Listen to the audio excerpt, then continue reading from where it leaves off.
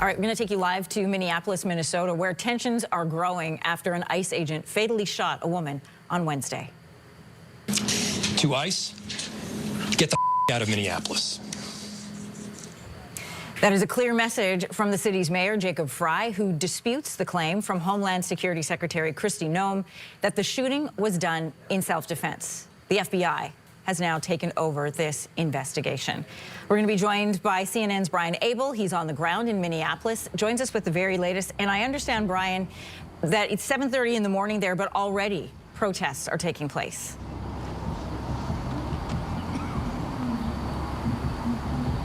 That's right, Anne-Marie. Good morning to you. Protests are taking place, a lot of it concentrated in the area near the airport this morning, with more protests anticipated throughout the day today. You did mention the rising of tensions here. That is happening in this neighborhood as well. You heard what Mayor Frey said there about this desire for ICE to leave the city. That is a desire that is being echoed by people here, as well as the signs that are being made and put up around the posts. I do want to show you what is happening behind me right now. You see people coming here to the vigil that started last night. It has continued through this morning. You see people here paying their respects to Renee Good, the 37-year-old that was killed by an ICE agent here yesterday in this very spot. There was blood-soaked snow there that is now replaced with the candles. I also want to highlight something else that's been happening here this morning that's new for this morning. If you take a look over here towards this intersection, right under the lights, you're going to see this little area here and a car in that area along with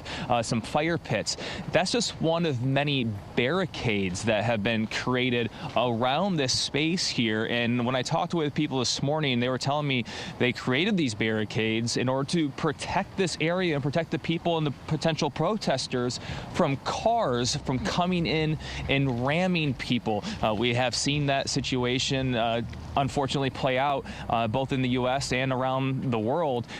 They don't want that to happen here, so they are taking the protection into their own hands instead of waiting for law enforcement to do so.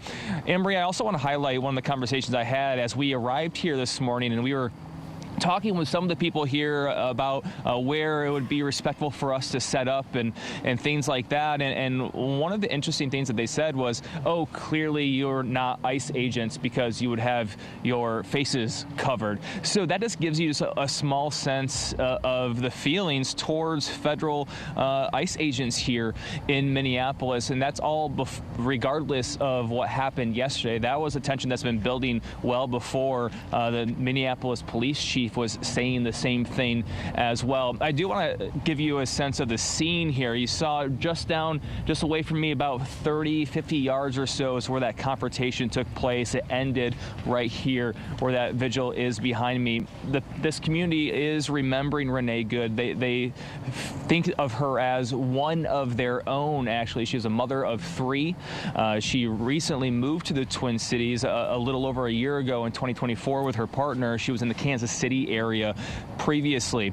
There is a sense of frustration and anger. People here wanting answers as well as wanting some sort of justice here. One of the signs that I saw on a post here, Anne-Marie, showed an image of the ICE agent that fired those shots, and it said on the top, "We know who his victims are. What's his name?" So that's this feeling of people wanting more than they're receiving right now. They want transparency. We are told the Minnesota Bureau of Criminal Apprehension and the FBI will be investigating this shooting. Now, Brian, I can see how cold it is where you're at, just by the condensation that's coming when you speak, but the temperatures there are so hot. If at 7:30 in the morning you have fire barricades put up by protesters, you know, it makes me think of what Governor Walz had to say yesterday, asking people to please try to keep it calm in the city, saying that ICE wants there to be a spectacle. I've got to wonder what happens in the hours ahead in that city. CNN's Brian Abel, thanks for joining us this morning.